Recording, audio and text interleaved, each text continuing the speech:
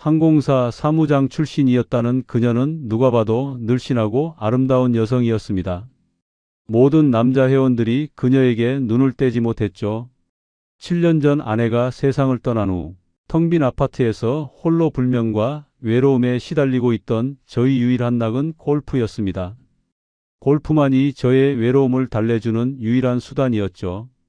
골프 연습장에서 어느 날 갑자기 나타난 아름다운 그녀에게 저는 한눈에 반했습니다.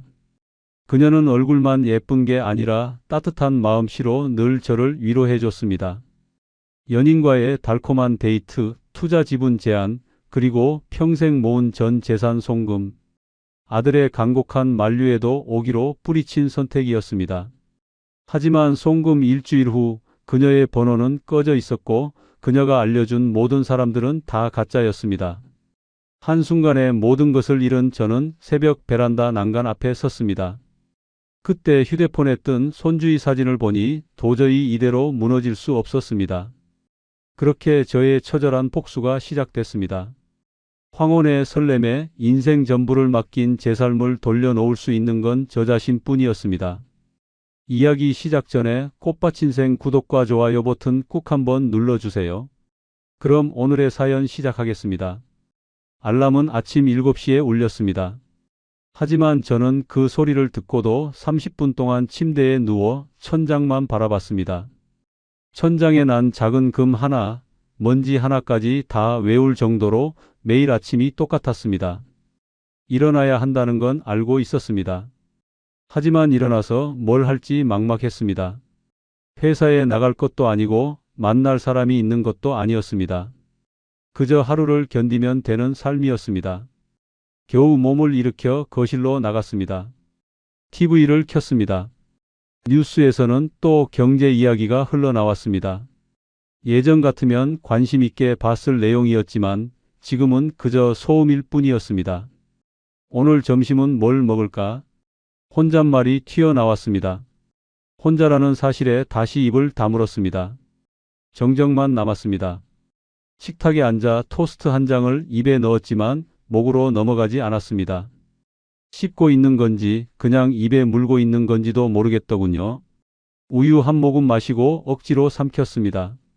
식탁 위에는 먼지가 살짝 쌓여 있었습니다. 닦아야겠다고 생각하면서도 손이 움직이지 않았습니다. 냉장고를 열었습니다. 김치통 하나, 우유 한 팩, 반찬 몇 개가 전부였습니다. 혼자 사는 지금은 냉장고가 덩그러니 비어 있었습니다. 문을 닫았습니다. 병원 진단서가 서랍 깊숙이 있었습니다. 석 달 전 편두통이 심해져서 병원에 갔을 때 받은 거였습니다. 의사 선생님은 스트레스성 편두통이라고 했습니다. 사람 좀 만나시고 운동도 하세요. 혼자 계시면 안 좋습니다. 그 말을 들었을 때는 웃어넘겼습니다. 하지만 진단서 끝에 적힌 문장이 계속 눈에 밝혔습니다. 우울증 초기 증상 의심. 저는 그 진단서를 접어서 서랍 제일 안쪽에 밀어 넣었습니다. 인정하고 싶지 않았습니다. 30년 동안 대기업 전략기획본부에서 일한 사람이, 숫자와 논리로 모든 걸 해결해온 사람이 우울증 따위에 걸릴 리 없다고 생각했습니다. 하지만 밤은 거짓말을 하지 않았습니다. 새벽 3시. 잠에서 깼습니다. 다시 자려고 해도 머릿속이 복잡했습니다. 과거 회사 일, 아내의 마지막 모습, 아들과의 마지막 통화 내용이 뒤섞여 돌아갔습니다. 눈을 감아도 소용없었습니다. 오히려 어둠 속에서 생각이 더 커졌습니다. 결국 일어나 거실로 나왔습니다. TV만 켜진 거실은 너무 조용했습니다. 발소리만 크게 들렸습니다. 벽시계 초침 소리가 귀에 박혔습니다. 째깍, 째깍, 째깍. 시간은 흘러가는데 저는 제자리에 멈춰 있는 기분이었습니다. 두통약을 찾아 서랍을 뒤졌습니다. 약통을 꺼내 물과 함께 삼켰습니다. 소파에 앉았습니다. 그리고 또 멍하니 시간을 보냈습니다. TV에서는 홈쇼핑 광고가 나오고 있었습니다. 건강식품, 안마기, 효도 상품, 노년층을 겨냥한 광고들이었습니다. 나는 괜찮은 사람이야. 혼잣말을 했습니다. 하지만 그 말이 허공에 흩어지자 더 공허해졌습니다. 정적이 너무 무거웠습니다. 제 목소리조차 낯설게 느껴졌습니다. 소파에 앉아 있는데 눈앞이 흐릿해졌습니다. 눈물이 핑 돌았습니다. 손으로 눈을 비볐습니다. 67살 먹은 남자가 새벽에 혼자 울고 있다는 게 한심했습니다. 아들 지훈에게 카톡을 보냈습니다. 지훈아, 주말에 시간 되냐? 문자를 보내고 휴대폰을 들여다봤습니다. 읽음 표시가 떴습니다. 하지만 답장은 오지 않았습니다. 1시간, 2시간, 3시간이 지났습니다. 여전히 답이 없었습니다. 휴대폰을 내려놓았다가 다시 들었습니다. 혹시 놓쳤나 싶어 확인했지만 역시 답장은 없었습니다. 화면을 내려다보다가 지훈의 프로필 사진이 보였습니다. 며느리, 손주 둘과 함께 찍은 가족 사진이었습니다. 제가 없는 가족 사진이었습니다. 저녁 때쯤 되어서야 답장이 왔습니다. 아, 아버지 죄송해요. 회사 일이 좀 있어서요. 다음에 뵐게요. 다음. 그 다음은 언제일까요? 저는 답장을 쓰려다 말았습니다. 뭐라고 써야 할지 몰랐습니다. 괜찮다고 해야 할까요? 아니면 서운하다고 해야 할까요? 결국 아무 말도 하지 않았습니다. 영상통화 버튼이 눈에 들어왔습니다. 손가락을 올려놓았습니다. 하지만 누르지 못했습니다. 지훈의 귀찮은 표정이 떠올랐기 때문입니다. 예전에 제가 회사 일로 바쁠 때 지훈이 했던 말이 생각났습니다. 아버지는 회사밖에 모르잖아요. 그때는 대수롭지 않게 넘겼습니다. 일이 바쁘면 그럴 수도 있다고 생각했습니다. 하지만 지금은 그 말이 가슴에 박혔습니다. 저는 정말 회사밖에 몰랐습니다. 아들과 제대로 된 대화 한번 나눠본 적이 없었습니다. 지훈이 무슨 고민을 하는지, 무엇을 좋아하는지, 어떤 꿈을 꾸는지 몰랐습니다. 30년 동안 회사에 모든 걸 쏟아부었습니다. 숫자와 보고서와 회의만 있던 삶이었습니다. 그게 가족을 위한 거라고 믿었습니다. 하지만 돌아보니 제 곁에는 아무도 없었습니다. 서랍을 열었습니다. 깊숙한 곳에 봉투 하나가 있었습니다. 아내 미라가 남긴 유서였습니다. 7년 전 병원 침대에서 떠나기 직전에 쓴 유서 겸 편지였습니다. 봉투를 꺼냈습니다. 손이 떨렸습니다. 편지를 펼쳤습니다. 아내의 글씨가 보였습니다. 또박또박 정성스럽게 쓴 글씨였습니다. 손 떨림 때문에 글씨가 삐뚤빼뚤했지만 한 글자 한 글자 정성을 다한 흔적이 보였습니다. 당신은 인간관계가 서툴 뿐 차가운 사람이 아니에요. 당신은 그저 표현하는 법을 몰랐을 뿐이에요. 지훈이도 알 거예요. 언젠가는요. 그 문장을 읽는 순간 목이 메었습니다. 눈물이 핑 돌았습니다. 편지를 덮었습니다. 더 이상 읽을 수 없었습니다. 여보, 나는 정말 괜찮은 사람일까? 대답은 없었습니다. 저는 편지를 다시 서랍에 넣었습니다. 그리고 베란다로 나갔습니다. 밤 공기가 차가웠습니다. 아파트 단지가 내려다 보였습니다. 불이 켜진 집들이 보였습니다. 저 집들에는 가족이 있겠죠. 함께 저녁을 먹고 TV를 보고 이야기를 나누겠죠. 나는 아직 멀쩡한 사람이야. 혼잣말을 했습니다. 하지만 제 목소리는 떨리고 있었습니다. 확신이 없었습니다. 그때 휴대폰이 울렸습니다. 골프 연습장에서 온 문자였습니다.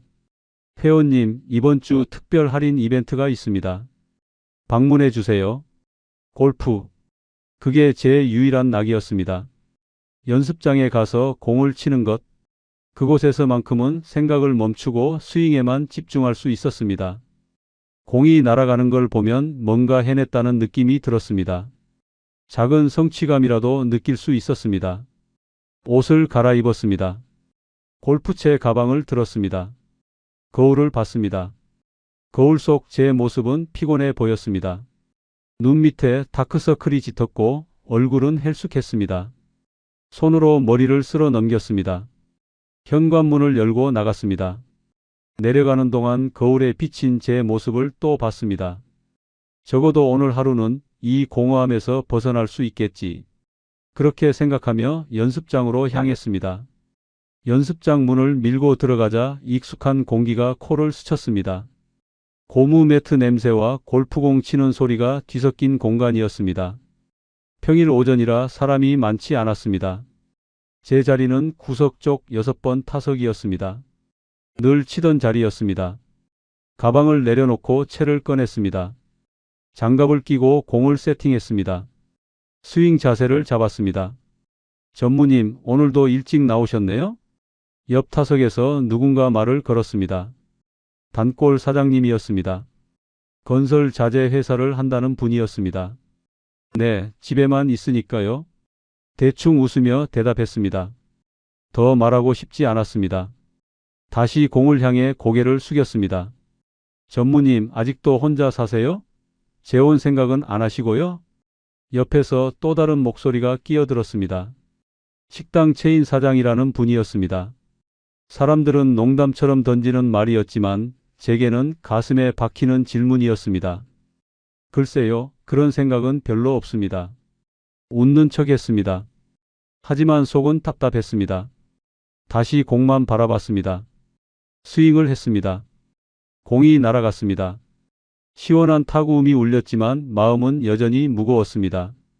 1시간쯤 공을 치고 있을 때였습니다. 입구 쪽에서 누군가 들어왔습니다.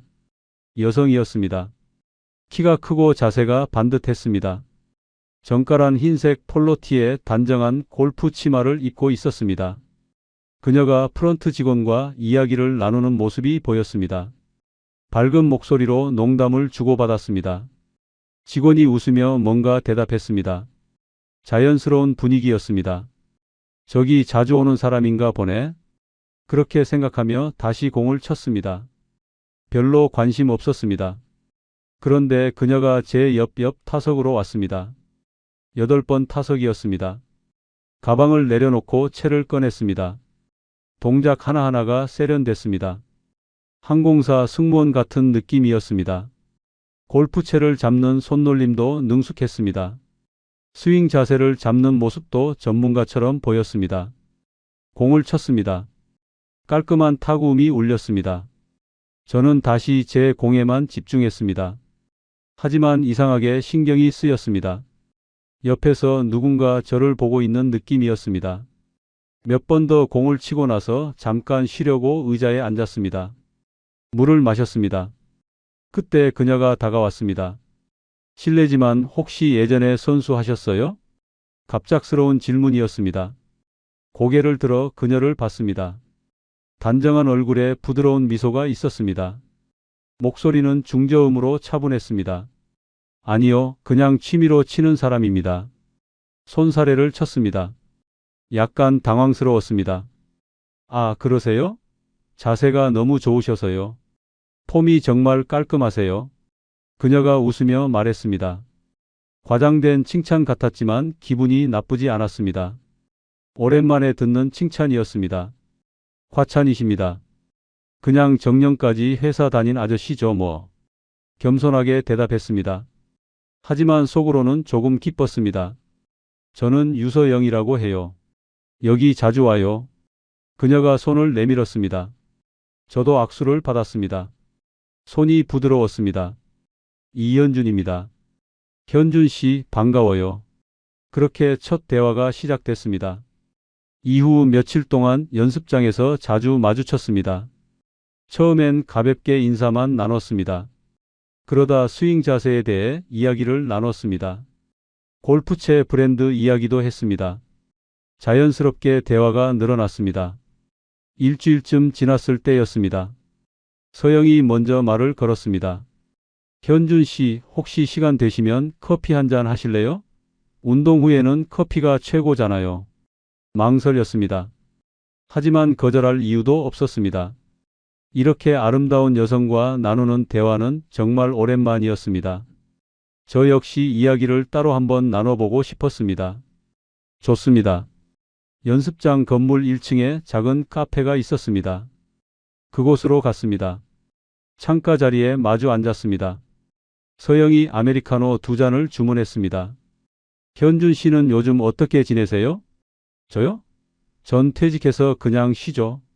예전에는 대기업 전략기획본부에서 30년 일했고요. 와, 대단하시네요. 임원까지 하셨겠어요. 네, 그랬습니다. 말을 하다 보니 쓸쓸해졌습니다. 퇴직 후 제 삶이 얼마나 텅 비었는지 새삼 느껴졌습니다. 가족분들은요? 아내는 7년 전에 세상을 떠났습니다. 아들 하나 있는데 워낙 바빠서 자주 못 봐요. 서영의 표정이 조금 어두워졌습니다. 공감하는 눈빛이었습니다. 저도 부모님을 일찍 여의었어요. 혼자 사는 게 쉽지 않죠. 그녀가 조용히 말했습니다. 목소리에 슬픔이 묻어났습니다. 이 나이 되면 누가 챙겨주는 한마디가 그립잖아요. 서영이 커피를 한 모금 마시며 말했습니다. 그 말이 가슴에 와닿았습니다. 정확히 제 마음을 건드린 말이었습니다. 머릿속이 잠시 멍해졌습니다. 누군가 저를 이해해 주는 것 같았습니다. 오랜만에 느끼는 감정이었습니다. 맞습니다. 정말 그래요. 제 목소리가 조금 떨렸습니다. 감정이 올라왔습니다. 그날 이후 서영과는 자주 만났습니다. 연습장에서 마주칠 때마다 자연스럽게 이야기를 나눴습니다. 커피도 몇 번 더 함께 마셨습니다. 사흘째 되던 날 옆 타석 사장님들이 저를 불렀습니다. 전무님, 요즘 표정이 많이 밝아졌네요? 혹시 그 예쁜 여성분 때문인가요? 농담조로 물었습니다. 얼굴이 화끈거렸습니다. 아니에요. 그냥 인사 정도만 하는 사이입니다. 손사래를 쳤습니다. 하지만 속으로는 웃음이 났습니다. 부정하면서도 기분이 좋았습니다. 드디어 전무님한테도 봄이 온 거 아니에요? 다른 사장님이 껄껄 웃으며 말했습니다. 저는 괜히 어색해서 고개를 저었습니다. 일주일쯤 지났을 때였습니다. 운동을 마치고 나오는데 서영이 기다리고 있었습니다. 현준 씨, 오늘 저녁 시간 되세요? 네, 특별한 일정은 없습니다. 그럼 근처에 괜찮은 식당 아는데 거기서 저녁 한번 같이 드실래요? 망설일 이유가 없었습니다. 집에 돌아가봤자 혼자 TV나 보다 잘 시간이었습니다. 좋습니다. 그날 저녁 조용한 한정식집에서 식사를 했습니다. 음식도 좋았지만 누군가와 마주 앉아 밥을 먹는다는 게 더 좋았습니다. 7년 만에 처음이었습니다. 식사를 마치고 나올 때였습니다. 서영이 제 휴대폰을 달라고 했습니다. 제 번호 저장해 드릴게요. 그녀가 직접 번호를 입력했습니다. 이름 앞에 하트 이모티콘까지 붙였습니다. 약간 쑥스러웠지만 싫지 않았습니다. 언제든 연락하세요. 심심하면 전화해도 돼요. 서영이 환하게 웃으며 말했습니다. 집으로 돌아오는 길 발걸음이 가벼웠습니다. 오랜만에 느끼는 설렘이었습니다.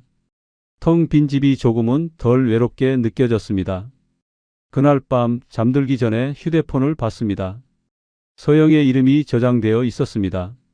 하트 이모티콘이 반짝이었습니다. 이게 뭐라고 이렇게 기분이 좋지? 혼잣말을 하며 웃었습니다. 오랜만에 웃는 얼굴로 잠이 들었습니다.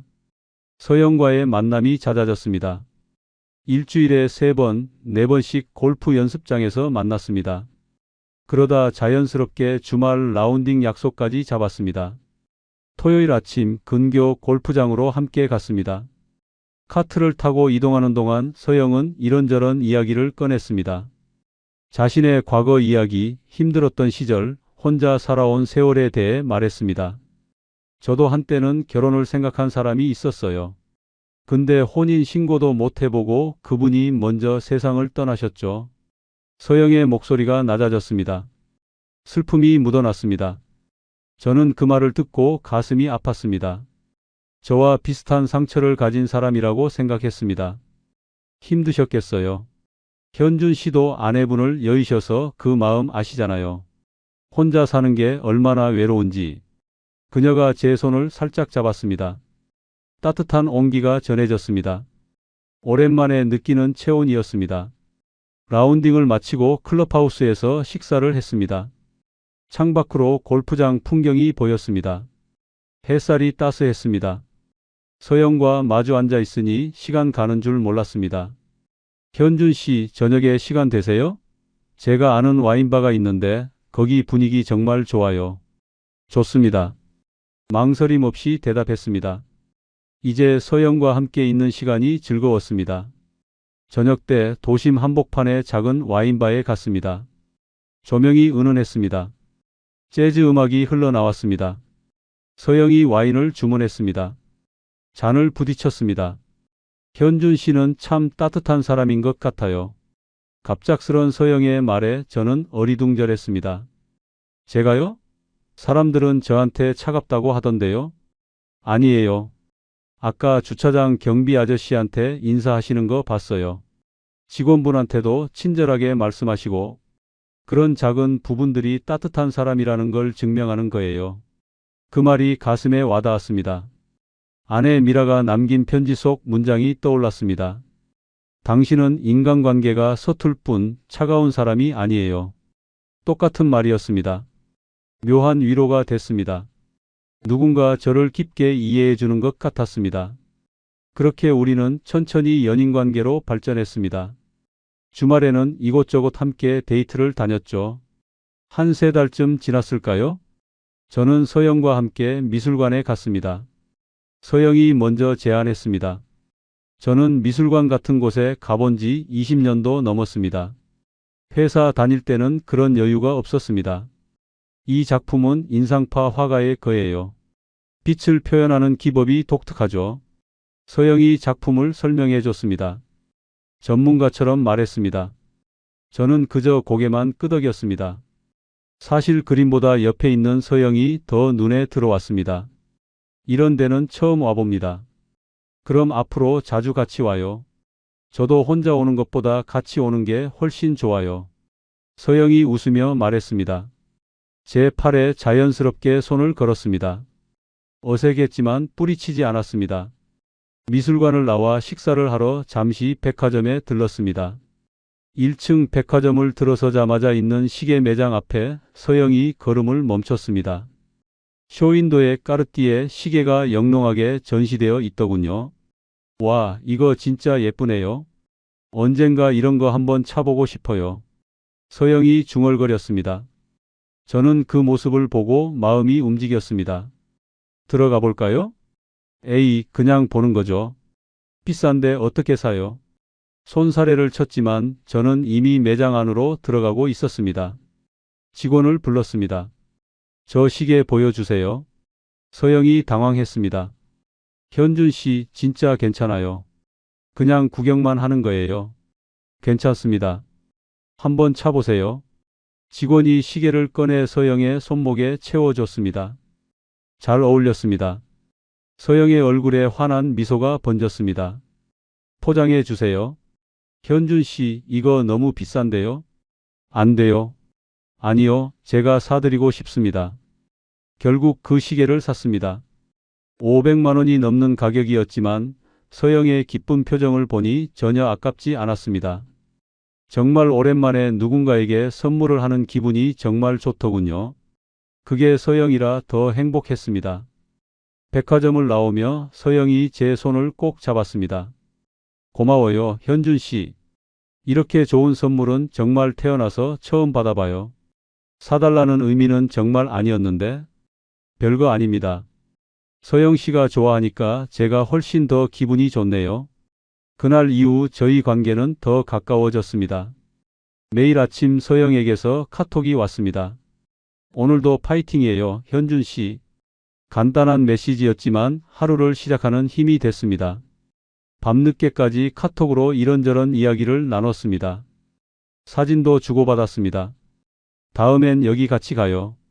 서영이 보낸 레스토랑 사진을 보며 웃었습니다. 예전 같으면 혼자 TV나 보다 잠들었을 시간이었습니다. 이제는 밤이 외롭지 않았습니다.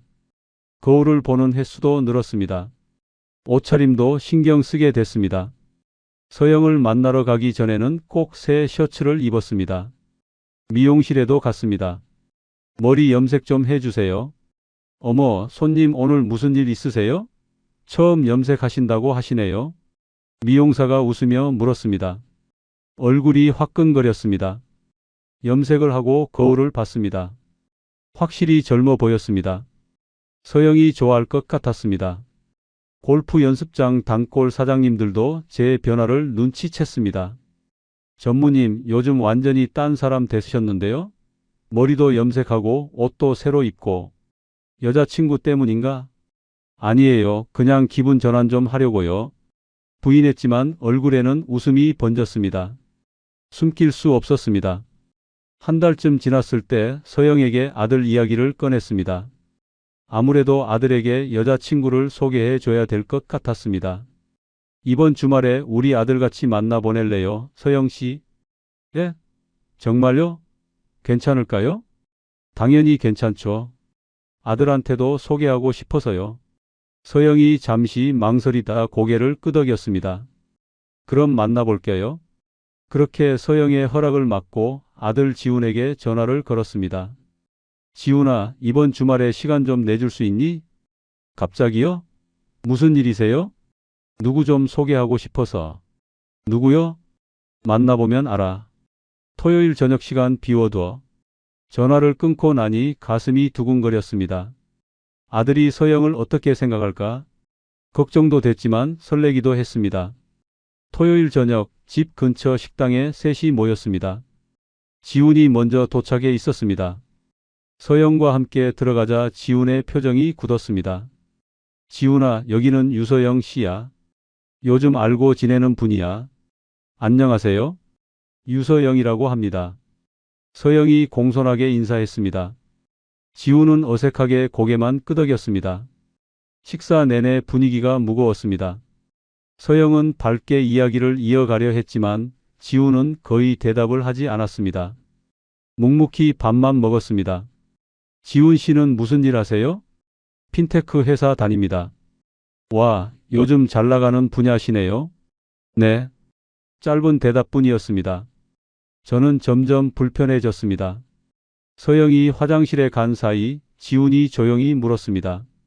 아버지, 저분 도대체 누구예요? 저분이 아버지한테 투자 같은 거 하래요? 저분이 아버지를 대체 왜 만나고 있는 거예요? 그 말에 화가 났습니다. 너는 왜 사람을 만나면 의심부터 하냐? 서영 씨 그런 사람 아니야. 아버지, 제 말 그냥 듣지 마시고. 됐어. 내가 사람 보는 눈이 없는 거야. 단호하게 잘라버렸습니다.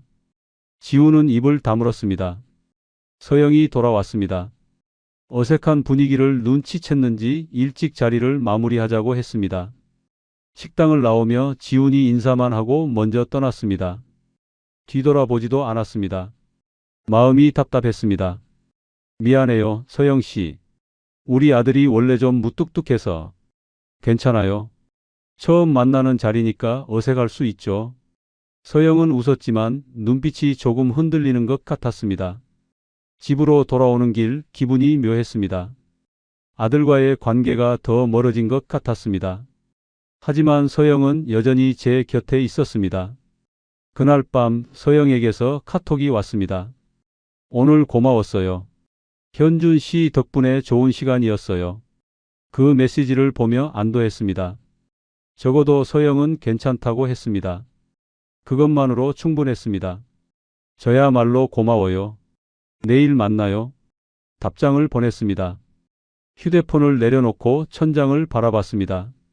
아들의 말과 표정이 걱정은 됐지만 그래도 서영과 함께하는 이 시간들이 달콤했습니다. 그 어느 때보다 행복했습니다.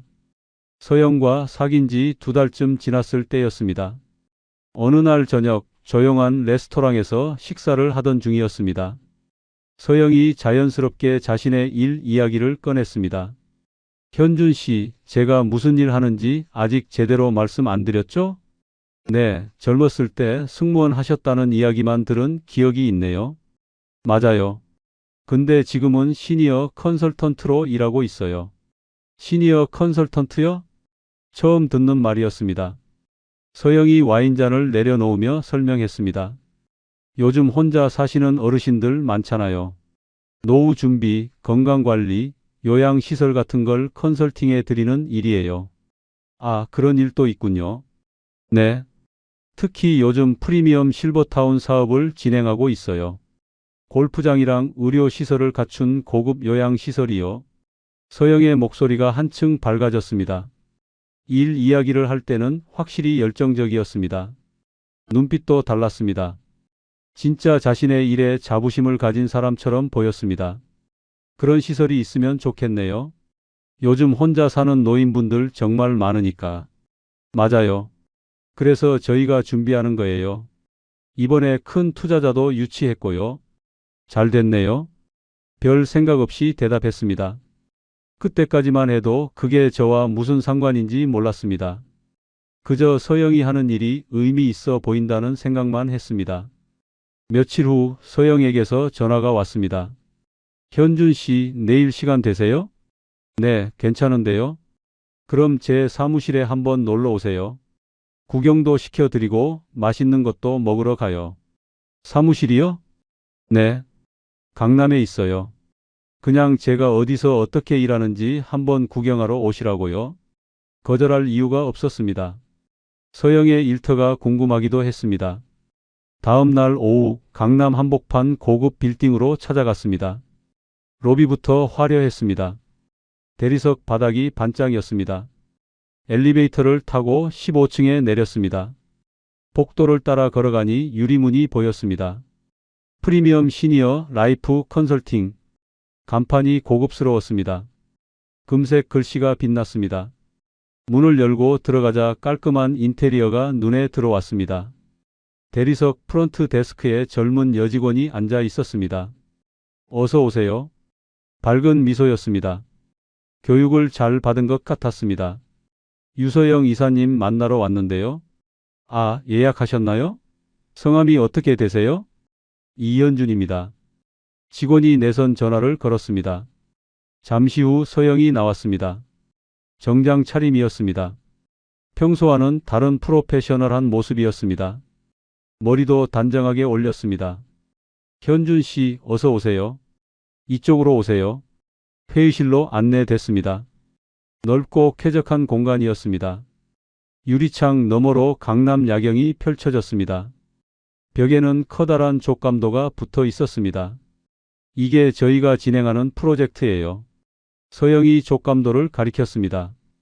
골프장, 의료시설, 고급 주거 동이 그려져 있었습니다. 마치 명품 호텔 리조트 같았습니다. 세밀하게 디자인된 그림이었습니다. 와, 엄청 크네요. 네. 경기도 외곽에 지을 예정이에요. 의료진 상주, 24시간 케어 서비스, 골프장, 수영장, 레스토랑까지 다 갖춘 곳이에요.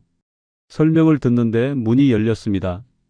정장 차림의 중년 남성이 들어왔습니다. 안경을 쓰고 서류 가방을 들고 있었습니다. 아, 회계사님. 이쪽은 제가 말씀드렸던 이현준 전무님이세요. 아, 반갑습니다. 김태수입니다. 명함을 건넸습니다. 삼수회계법인 공인회계사라고 적혀 있었습니다. 그럴듯해 보였습니다. 명함 재질도 고급스러웠습니다. 전무님께서 대기업 전략기획 출신이시라고 들었습니다. 이런 프로젝트 보시면 어떠신가요? 회계사가 친근하게 물었습니다. 저는 다시 족감도를 봤습니다. 숫자를 다루던 습관이 나왔습니다. 규모, 투자금, 회수기간 같은 것들이 머릿속으로 계산됐습니다. 규모가 상당하네요. 시장성은 있어 보입니다. 그죠? 고령화 시대에 딱 맞는 사업이에요. 베이비붐 세대가 본격적으로 은퇴하는 시점이라 타이밍도 완벽합니다.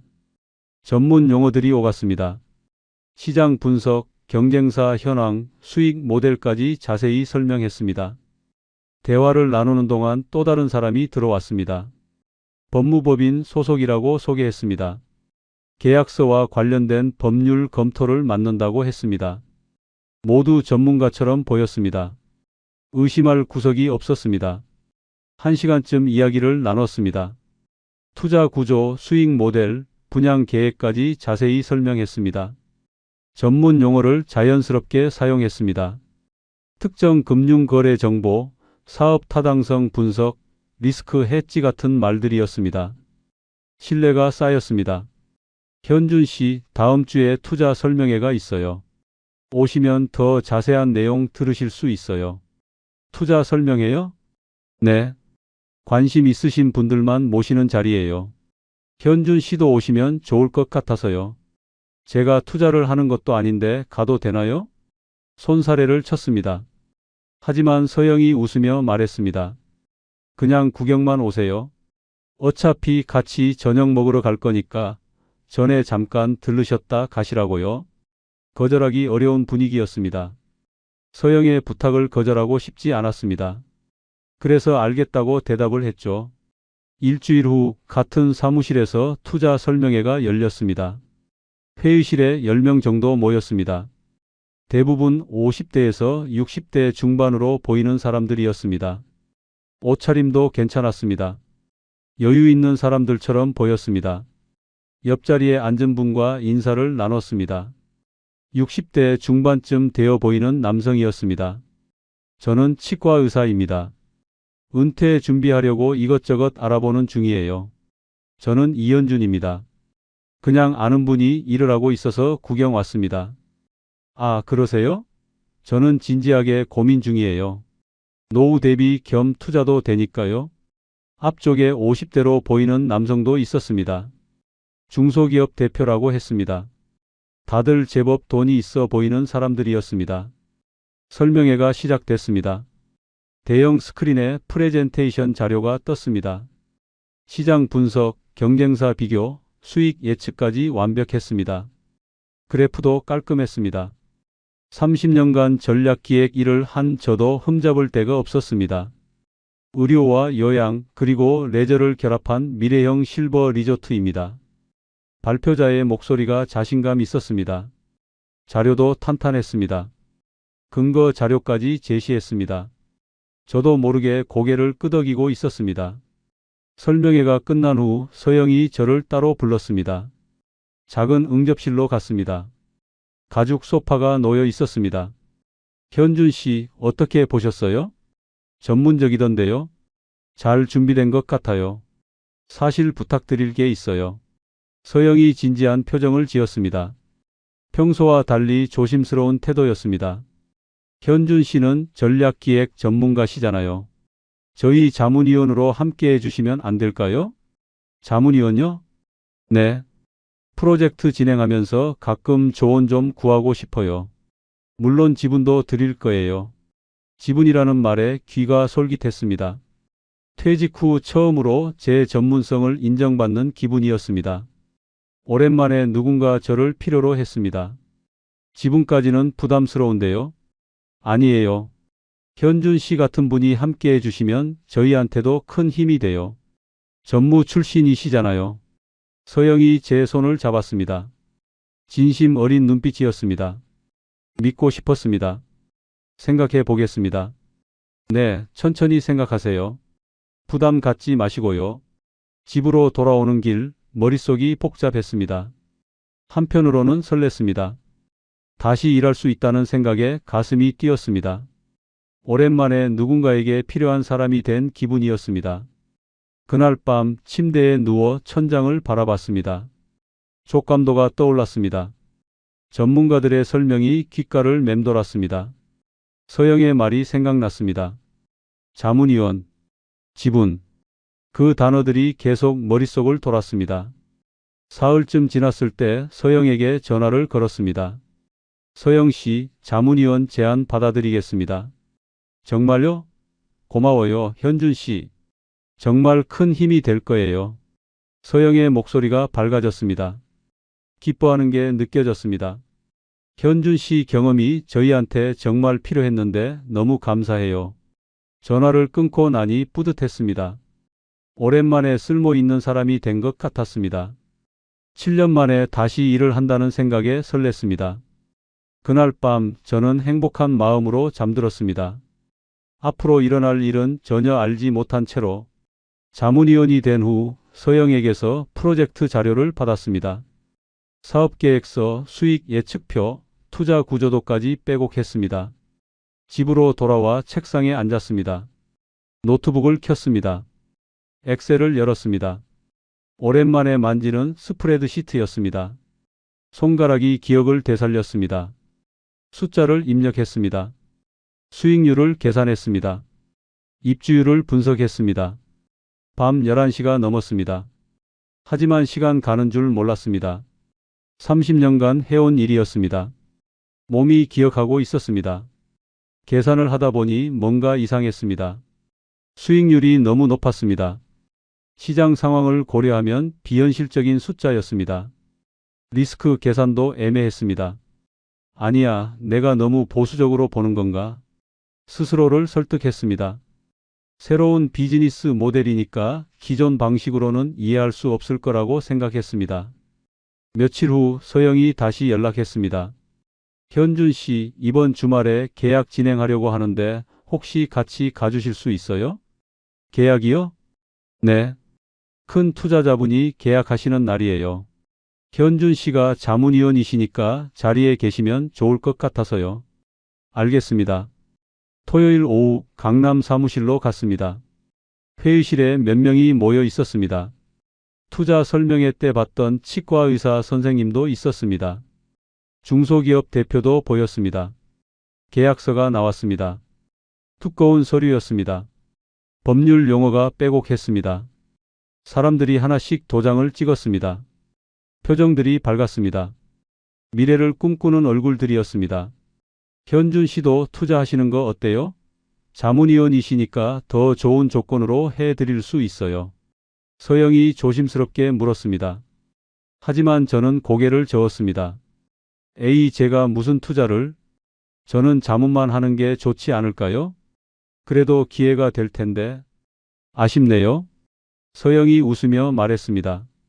강요하지 않았습니다. 그래서 오히려 더 믿음이 갔습니다. 집으로 돌아오는 길, 마음 한구석이 불편했습니다. 뭔가 놓친 게 있는 것 같았습니다. 하지만 무엇인지 알 수 없었습니다. 그날 밤 지훈에게 전화가 왔습니다. 아버지, 요즘 어떻게 지내세요? 응, 잘 지내고 있지. 저번에 소개시켜 주신 그분이랑은 어때요? 목소리가 조심스러웠습니다. 아들도 신경 쓰고 있었나 봅니다. 잘 지내. 그분 일도 도와주고 있어. 일이요? 무슨 일이요? 실버타운 프로젝트. 내가 자문위원으로 참여하고 있어. 전화기 너머로 침묵이 흘렀습니다. 긴 침묵이었습니다. 아버지, 혹시 투자 같은 거 하셨어요? 아니, 안 했어. 자문만 하는 거야. 다행이네요. 아버지, 그런 거 절대 하지 마세요. 지훈의 목소리가 단호해졌습니다. 왜? 그래도 괜찮은 사업이던데. 아버지, 제가 회사에서 금융사기 관련 업무 많이 봐요. 그냥 제발 조심하세요. 너는 왜 사람을 의심부터 하냐? 짜증이 났습니다. 아들이 서영을 의심한다는 게 불쾌했습니다. 아버지, 제가 분석해 볼 테니까 자료 한번 보내보세요. 됐어. 나도 30년 넘게 이런 일 했다. 내가 판단할 수 있어. 아버지. 지훈아, 서영 씨는 진심으로 이 사업을 하는 사업가야. 목소리가 높아졌습니다. 화가 났습니다. 끊는다. 전화를 끊어버렸습니다. 휴대폰을 소파에 던졌습니다. 가슴이 답답했습니다. 내가 뭘 모르고 하는 줄 아나? 혼잣말을 했습니다. 하지만 마음이 편치 않았습니다. 다음 날 서영에게서 전화가 왔습니다. 현준 씨, 지금 시간 괜찮으세요? 급하게 드릴 말씀이 있어서요. 무슨 일이에요? 사무실로 와주실 수 있어요? 목소리가 다급했습니다. 뭔가 중요한 일인 것 같았습니다. 1시간 후 사무실 응접실에 앉아 있었습니다. 서영이 진지한 표정으로 말했습니다. 현준 씨, 사실은요. 투자자 한 분이 갑자기 빠졌어요. 네? 왜요? 건강상의 문제라고. 그래서 투자 구멍이 하나 생겼어요. 서영의 얼굴이 어두웠습니다. 걱정이 가득했습니다. 얼마나 부족한데요? 17억 정도요. 이 자금이 안 들어오면 프로젝트 전체가 무산될 것 같아요. 그럼 다른 투자자를 찾아야죠. 시간이 없어요. 다음 주까지 자금이 들어와야 계약이 진행돼요. 서영이 제 눈을 바라봤습니다. 간절한 눈빛이었습니다. 현준 씨, 혹시 도와주실 수 있으세요? 제가요? 네. 자문위원이시잖아요. 현준 씨가 투자해 주시면 지분도 더 드릴 수 있어요. 심장이 빨리 뛰었습니다. 머릿속이 복잡했습니다. 그래도 전 재산이고 너무 갑작스러운데요. 망설였습니다. 하지만 서영이 제 손을 잡았습니다. 현준 씨, 걱정 마세요. 제가 끝까지 책임질게요. 저도 제 전 재산 다 넣은 프로젝트예요. 그 말이 저를 설득했습니다. 서영도 위험을 감수하고 있다는 생각이 들었습니다. 옆에서 보고 있었기 때문에 그 말을 신뢰할 수밖에 없었습니다. 며칠만 생각해 보겠습니다. 집으로 돌아왔습니다. 밤새 잠을 이루지 못했습니다. 천장만 바라봤습니다. 17억. 제 평생 모은 돈이었습니다. 퇴직금과 저축, 아내와 함께 모은 돈이었습니다. 새벽 4시 지훈의 말이 떠올랐습니다. 실버타운 투자 사기 패턴이 딱 이거예요. 하지만 곧 서영의 얼굴이 떠올랐습니다. 진심 어린 눈빛, 간절한 표정. 그녀를 믿고 싶었습니다. 아들은 서영을 모르잖아. 나는 알아. 서영은 그런 사람이 아니야. 스스로를 설득했습니다. 오기도 생겼습니다. 아들한테 내가 틀리지 않았다는 걸 보여주고 싶었습니다. 그렇게 일주일을 고민하다 결정을 내렸습니다. 서영에게 전화를 걸었습니다. 서영 씨, 제가 투자하겠습니다. 정말요? 고마워요, 현준 씨. 정말 큰 힘이 될 거예요. 대신 계약서 꼼꼼히 확인하고 싶어요. 당연하죠. 내일 사무실로 오시면 변호사랑 같이 검토해 드릴게요. 다음 날 사무실에서 계약서를 검토했습니다. 두꺼운 서류였습니다. 법률 용어가 빼곡했습니다. 변호사가 하나하나 설명했습니다. 그럴듯했습니다. 여기 서명하시면 됩니다. 펜을 받았습니다. 손이 떨렸습니다. 잠깐 망설였습니다. 현준 씨, 괜찮으세요? 서영이 걱정스럽게 물었습니다. 네, 괜찮아요. 도장을 찍었습니다. 서명을 했습니다. 계약서에 제 이름이 새겨졌습니다. 이제 송금만 하시면 돼요. 핸드폰에 은행 앱을 열었습니다. 전액 송금하시겠습니까? 화면에 숫자가 떴습니다. 손가락이 떨렸습니다. 머릿속이 하얘졌습니다. 괜찮아. 이건 투자야. 나는 틀리지 않았어. 스스로에게 되뇌었습니다. 뒤에서 서영이 다가왔습니다. 제 어깨에 손을 올렸습니다.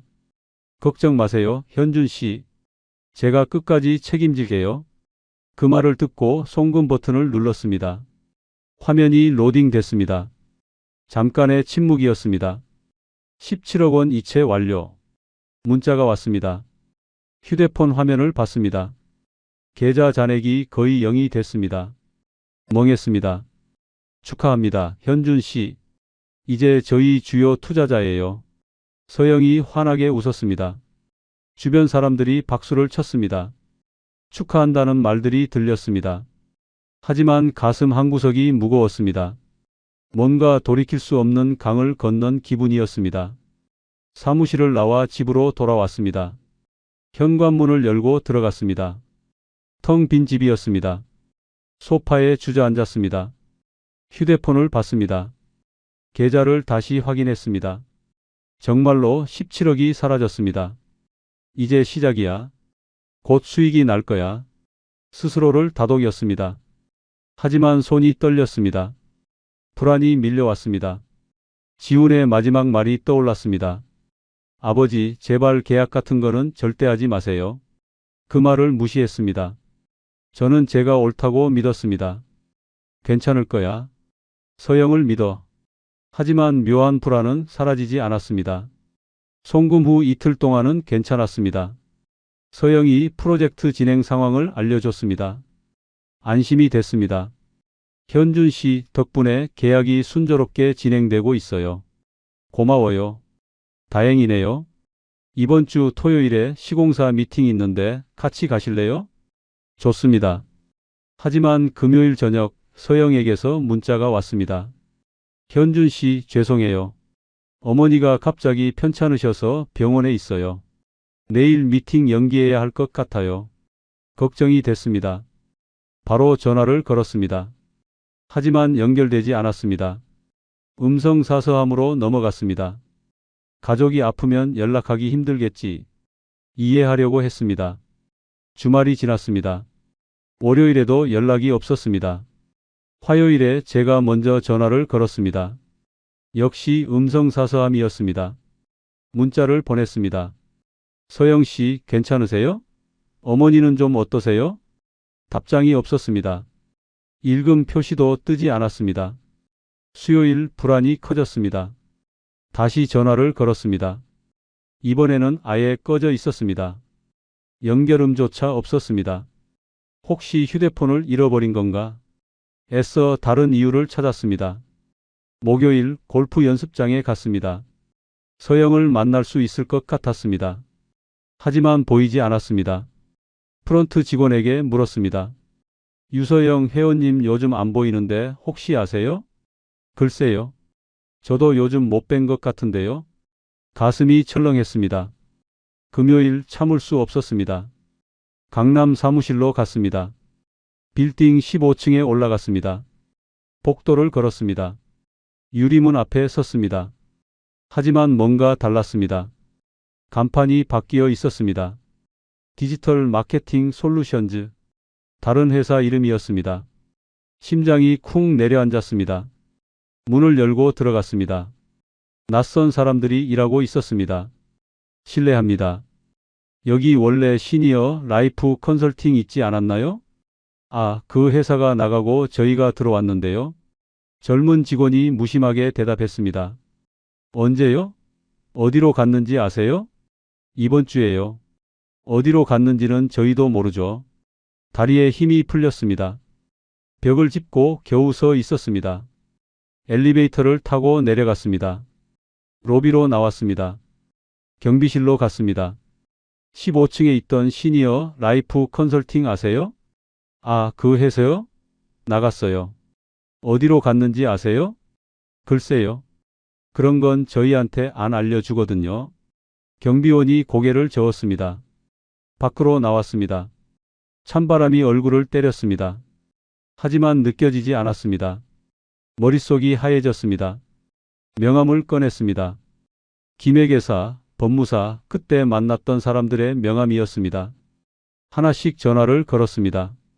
고객님께서 발신하신 번호는 없는 번호입니다. 고객님께서 발신하신 번호는 없는 번호입니다. 모두 똑같은 안내 멘트였습니다.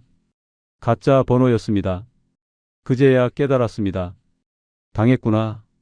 입 밖으로 말이 나왔습니다. 목소리가 떨렸습니다. 내가 사기를 당한 건가? 그 단어를 말하는 순간 눈물이 났습니다. 길거리 한복판이었습니다. 사람들이 지나갔습니다. 하지만 신경 쓰이지 않았습니다. 택시를 탔습니다. 은행으로 가라고 했습니다. 은행 창구에 앉았습니다.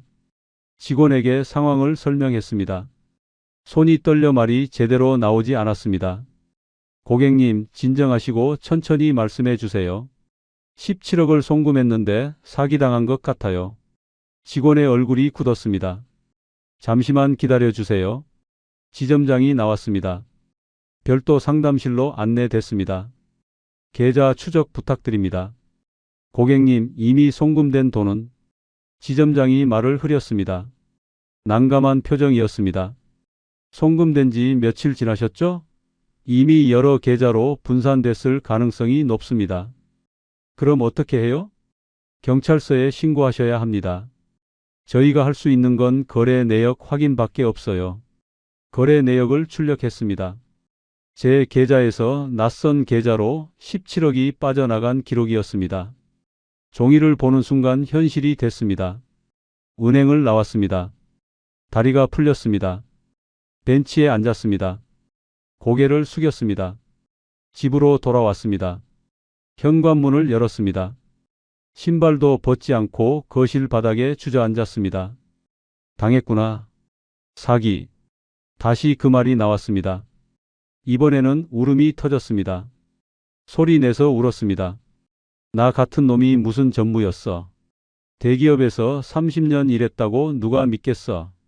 자책이 쏟아졌습니다. 스스로를 욕했습니다. 거실 탁자 위에 있던 유리컵을 집었습니다. 바닥에 던졌습니다. 깨졌습니다. 유리 조각이 사방으로 튀었습니다. 멍청한 놈. 또 소리쳤습니다. 하지만 아무도 들어주지 않았습니다. 밤이 됐습니다. 천장을 바라봤습니다. 아무 생각도 나지 않았습니다. 그저 공허했습니다. 그때 휴대폰이 울렸습니다. 화면을 봤습니다. 아들 지훈의 사진이 떴습니다. 손주 사진도 배경화면에 있었습니다. 미안하다, 지훈아. 혼잣말을 했습니다. 눈물이 또 났습니다. 휴대폰을 봤습니다.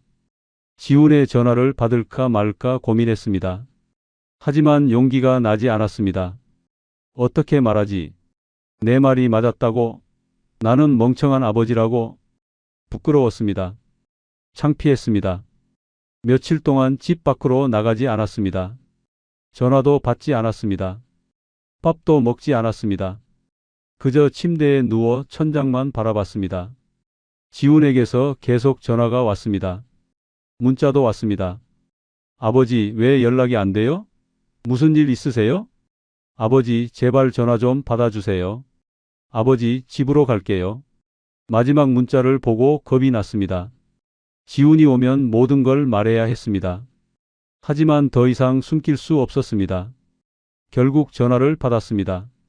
아버지, 요즘 왜 이렇게 연락이 안 돼요? 지훈의 목소리가 걱정으로 가득했습니다. 지훈아. 제 목소리가 떨렸습니다. 한참 침묵했습니다. 지훈아, 나 당했다. 전화기 너머로 긴 침묵이 흘렀습니다. 아버지, 지금 어디세요? 제가 바로 갈게요. 집이야. 바로 갈게요. 집에 꼭 계세요. 전화가 끊겼습니다. 1시간 후 초인종이 울렸습니다. 문을 열었습니다. 지훈이 서 있었습니다. 지훈이 저를 봤습니다. 표정이 굳었습니다. 제 얼굴이 얼마나 망가졌는지 알 수 있었습니다. 아버지. 지훈이 안으로 들어왔습니다. 바닥에 깨진 유리컵이 보였습니다. 흩어진 계약서가 보였습니다. 지훈이 아무 말 없이 저를 안았습니다. 그 순간 저는 무너졌습니다. 지훈의 품에 안겨 한참을 울었습니다.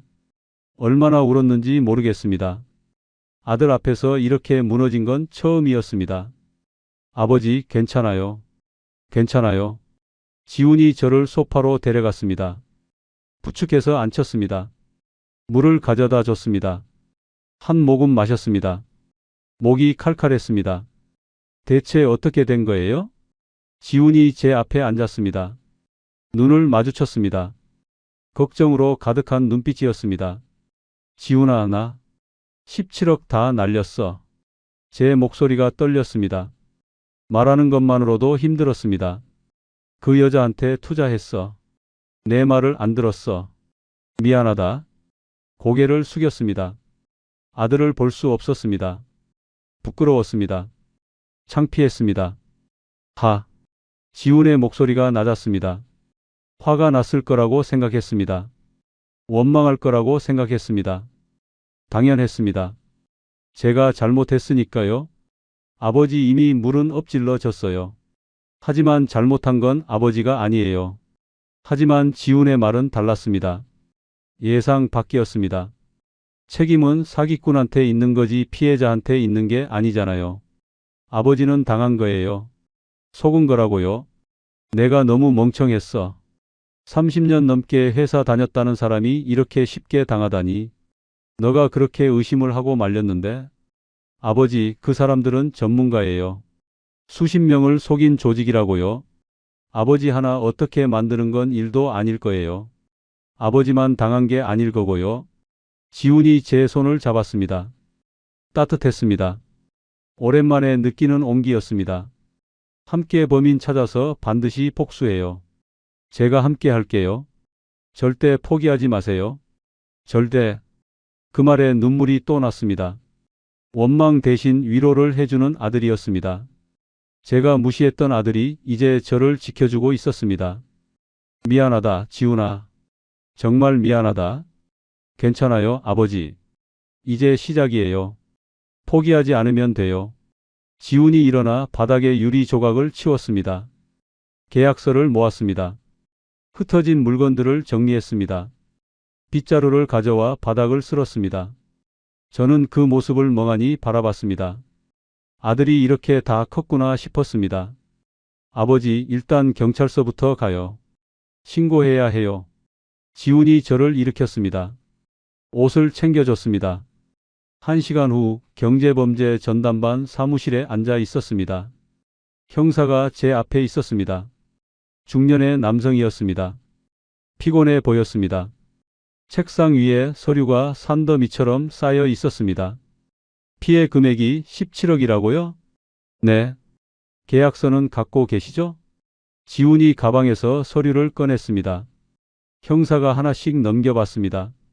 천천히 읽었습니다. 표정이 굳었습니다.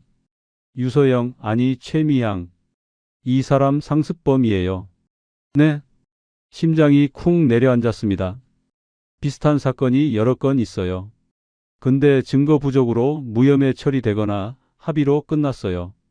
교묘하게 빠져나가더라고요. 형사가 파일을 뒤적였습니다. 두꺼운 파일이었습니다. 이런 사건 요즘 정말 많습니다. 시간이 꽤 걸릴 겁니다. 한두 달은 기본이고요. 그럼 돈은 못 찾는 건가요? 제 목소리가 떨렸습니다. 노력은 해보겠지만 솔직히 말씀드리면 어렵습니다. 이미 세탁됐을 가능성이 높아요. 여러 계좌로 분산시켰을 거예요. 절망이 밀려왔습니다. 형사의 말이 현실처럼 느껴졌습니다. 희망이 사라지는 것 같았습니다. 경찰서를 나왔습니다. 밖은 어두웠습니다. 저녁 때였습니다. 찬바람이 불었습니다. 아버지, 경찰만 믿고 있을 수는 없어요. 그럼 어떻게 하냐? 경찰도 힘들다는데? 제 회사 동료 중에 사설 탐정 아는 사람이 있어요. 전직 형사 출신이래요. 이런 사건 전문으로 다룬대요. 사설 탐정? 네. 비용은 제가 낼게요. 걱정하지 마세요. 지훈아, 너도 애들 키우고 살기 바쁜데. 아버지, 이번엔 제발 저 좀 믿어주세요. 제 말 듣고 한번 해보세요. 지훈의 눈빛이 진지했습니다. 거절할 수 없었습니다. 알았다. 그리고 아버지, 오늘 저희 집에서 주무세요. 혼자 계시면 안 돼요. 괜찮아. 집에 갈게. 안 돼요. 오늘은 저희 집으로 가세요. 수정이한테도 이미 말했어요. 지훈이 고집을 부렸습니다. 결국 따라갔습니다. 지훈의 집에 도착했습니다. 며느리가 문을 열었습니다. 놀란 표정이었지만 곧 환하게 웃었습니다. 아버님, 어서 들어오세요. 미안하다. 갑자기 와서. 아니에요. 자주 오셔야죠. 며느리가 슬리퍼를 내줬습니다. 거실로 들어갔습니다. 손주들이 달려왔습니다. 할아버지, 그래, 우리 예쁜 것들. 많이 컸네. 손주를 안았습니다. 따뜻했습니다. 순간 눈물이 날 뻔했습니다. 이 아이들 때문에 베란다에서 돌아왔던 거였습니다. 아버님, 저녁 드셨어요? 아니, 며칠째 못 먹었다는 말은 하고 싶지 않았습니다. 제가 금방 차려 드릴게요. 조금만 기다리세요. 며느리가 부엌으로 갔습니다. 지훈이 손주들을 방으로 데려갔습니다. 저는 소파에 앉았습니다. 따뜻한 집이었습니다. 잠시 후 식탁에 음식이 차려졌습니다. 간단한 식사였습니다. 된장찌개, 계란말이, 김치, 고등어 구이였습니다. 아버님, 차린 건 별로 없지만 많이 드세요. 입맛 없으셔도 조금이라도 드셔야 해요. 고맙다. 밥을 떴습니다. 입에 넣었습니다. 며칠 만에 먹는 제대로 된 식사였습니다. 맛이 없었습니다. 아니, 느껴지지 않았습니다. 그저 삼키기만 했습니다. 지훈이 옆에 앉았습니다. 라면을 끓여왔습니다. 아버지, 같이 먹어요. 너도 못 먹었구나. 네. 아버지 걱정돼서 회사에서도 일이 손에 안 잡히더라고요. 라면 냄새가 났습니다. 김이 올라왔습니다. 지훈이 젓가락을 건넸습니다. 같이 면발을 집었습니다. 이제라도 이렇게 너랑 마주 앉아 라면을 먹는 게 고맙구나.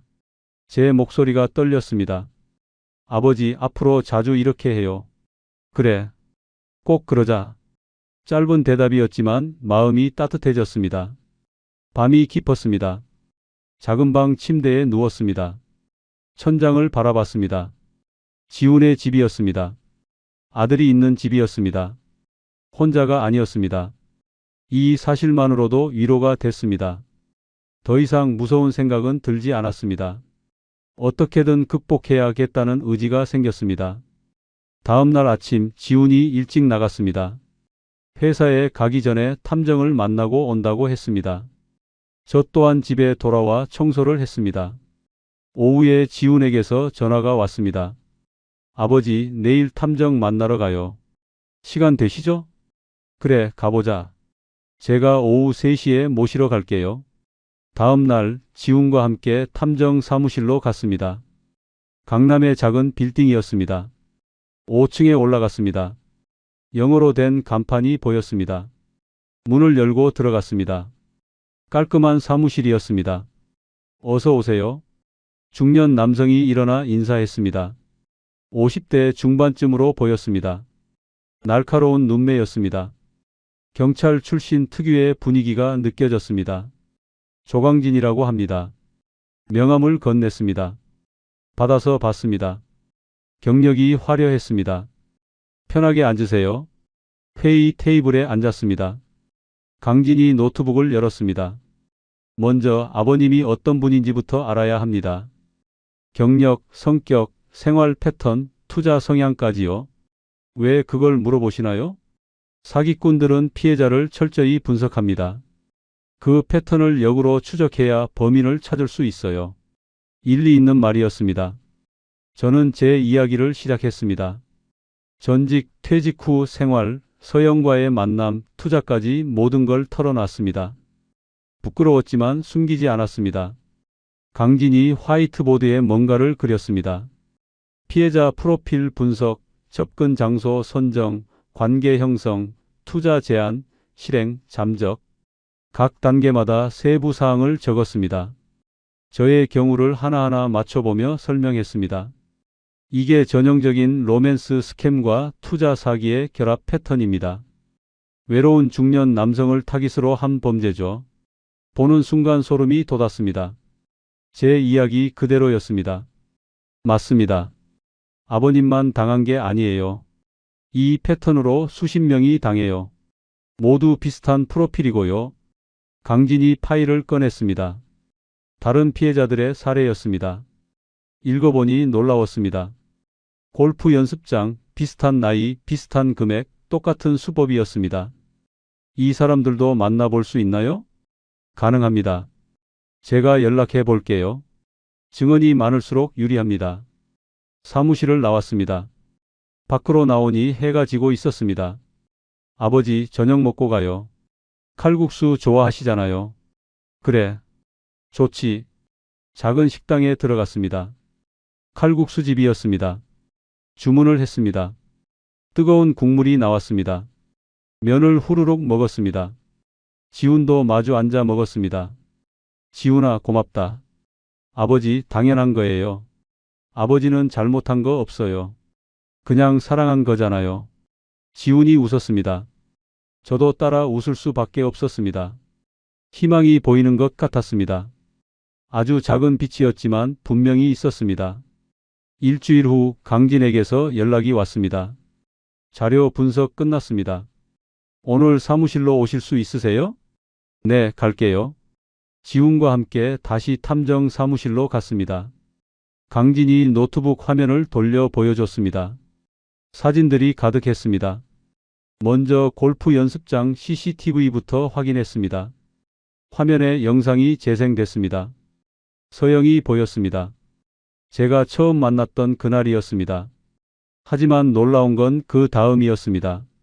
같은 날, 다른 시간대 영상입니다. 서영이 다른 남성과 이야기하는 모습이 나왔습니다. 제게 했던 것과 똑같은 동작이었습니다.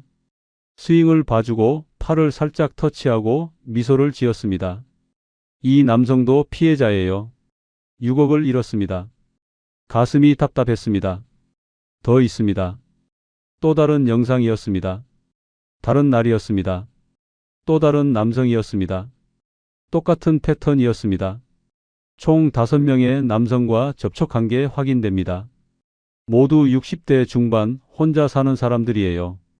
영상을 보는 내내 속이 메스꺼웠습니다. 저만 특별한 게 아니었습니다. 그저 표적 중 하나였을 뿐이었습니다. 그리고 이게 중요합니다. 강진이 다른 파일을 열었습니다.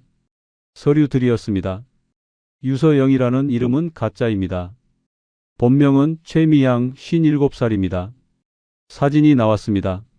서영, 아니 미양의 사진이었습니다. 여러 장이었습니다. 머리 스타일이 다르고 옷차림이 다른 사진들이었습니다. 과거 전과 기록입니다. 화면에 범죄 이력이 떴습니다. 2018년 요양원 투자 사기로 고소당했지만 증거 부족으로 무혐의. 2020년 실버타운 분양 사기로 기소됐으나 피해자와 합의. 2022년 재원 컨설팅 사기로 고소당했지만 도주. 목록이 길었습니다. 상습범이었습니다. 이 여자는 전문 사기꾼입니다. 최소 10년 이상 이런 범죄를 저질렀어요. 등골이 서늘했습니다.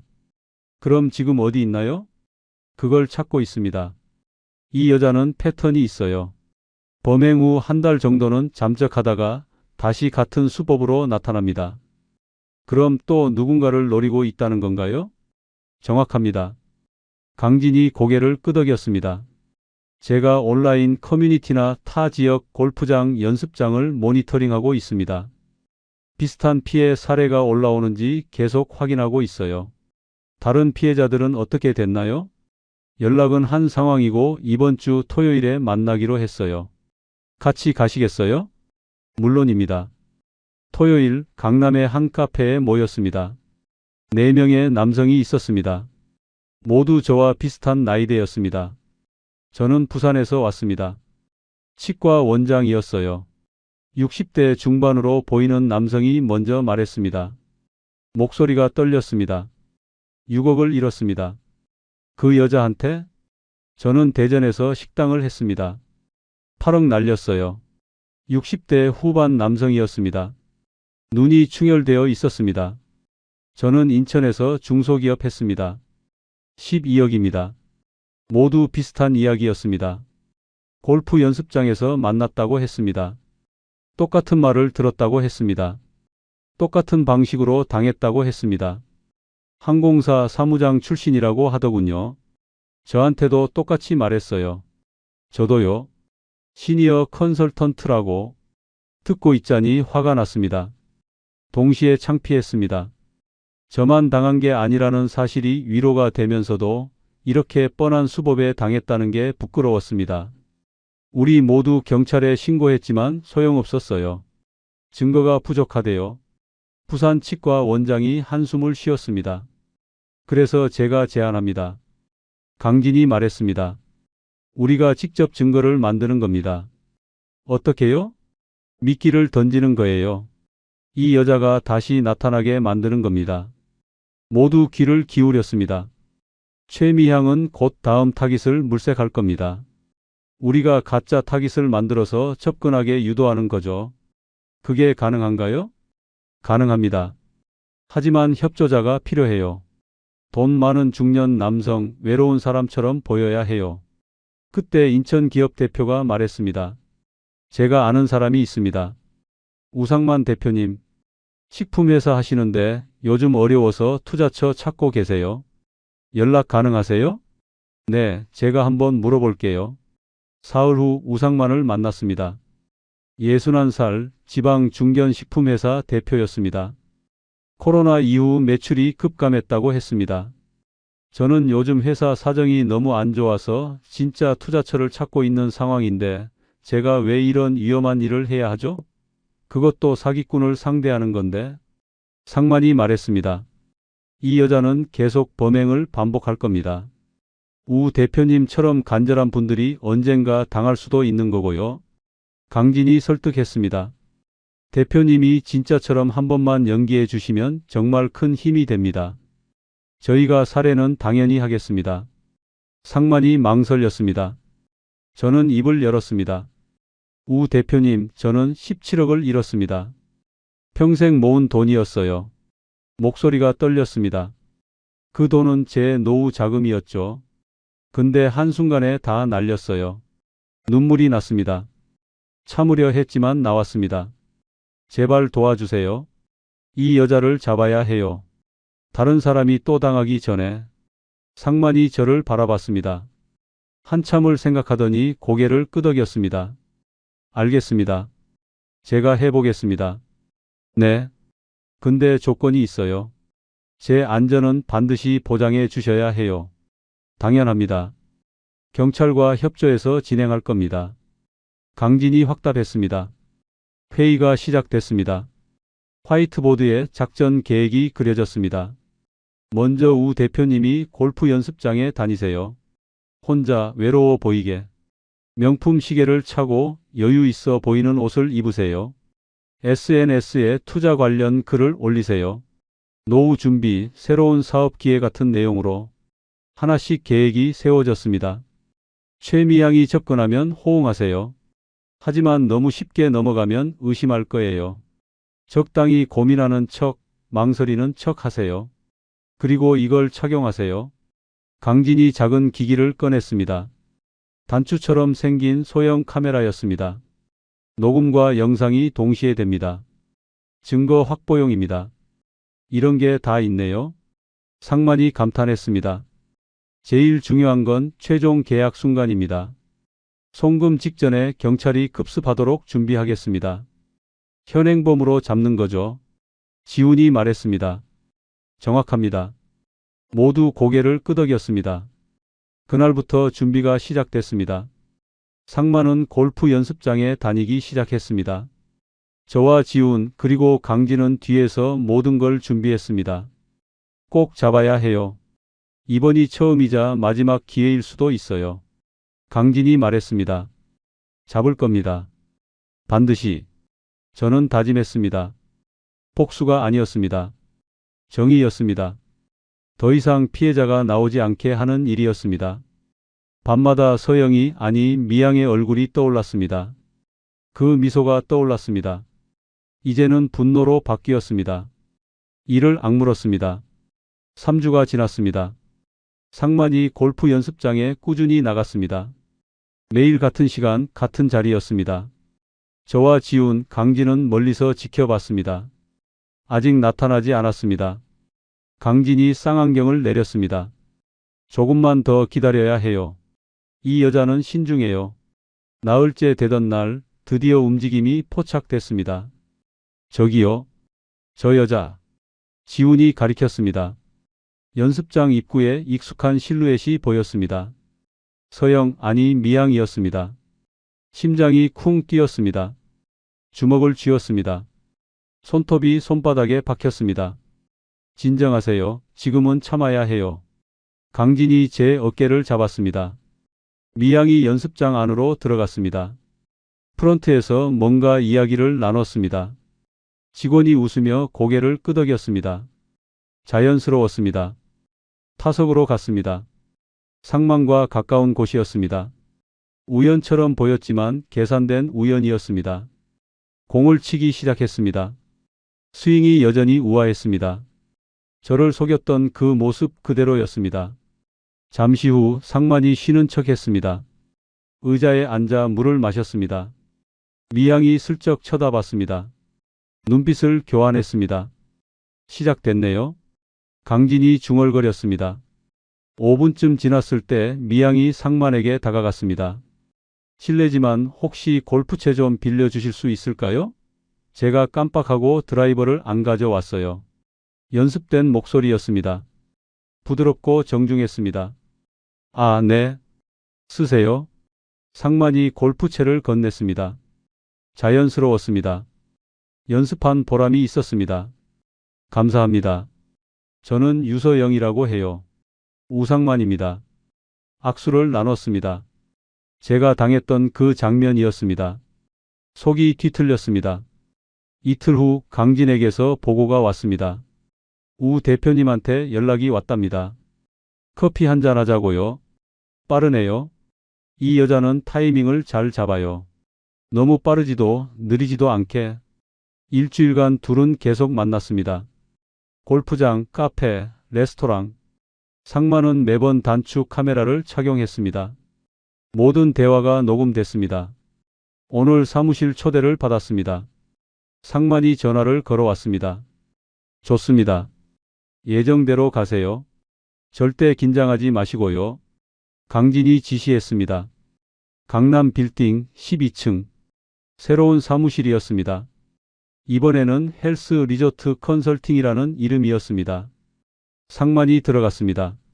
저희는 근처 카페에서 실시간 영상을 지켜봤습니다. 어서 오세요, 상만 씨. 미양이 환하게 웃었습니다. 그 미소를 보니 치가 떨렸습니다.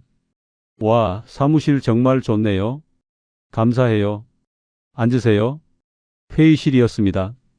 촉감도가 벽에 붙어 있었습니다. 새로운 프로젝트였습니다. 하지만 수법은 똑같았습니다. 헬스와 요양을 결합한 프리미엄 리조트예요. 요즘 건강 산업이 뜨잖아요. 미양이 설명했습니다. 전문가처럼 말했습니다. 정장 입은 남성들이 들어왔습니다. 가짜 회계사, 가짜 법무사였습니다. 새로운 사람들이었습니다. 조직이 바뀐 거였습니다. 우 대표님 같은 분이 함께 하시면 큰 힘이 될 거예요. 미양이 상만의 손을 잡았습니다. 카메라가 모든 걸 담았습니다. 2주일 후 결정적인 날이 왔습니다. 최종 계약일이었습니다. 오늘입니다. 모두 준비하세요.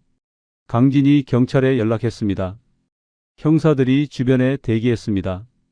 상만이 사무실로 들어갔습니다. 가방에는 위조 잔고 증명서가 들어 있었습니다. 30억이라고 적혀 있었습니다. 은행에서 협조해준 가짜 서류였습니다. 상만 씨, 오늘 최종 계약하시는 거죠? 미양이 웃었습니다. 네, 준비했습니다. 상만이 서류를 꺼냈습니다. 미양의 눈이 빛났습니다. 돈을 보는 눈이었습니다. 와, 30억. 정말 대단하세요. 평생 모은 돈입니다. 신중하게 결정했어요. 현명한 선택이세요. 절대 후회 안 하실 거예요. 계약서가 나왔습니다. 두꺼운 서류였습니다. 상만이 한 장씩 넘겼습니다. 천천히 읽는 척 했습니다. 여기 서명하시면 됩니다. 미양이 펜을 건넸습니다. 그때 상만이 떨어뜨렸습니다.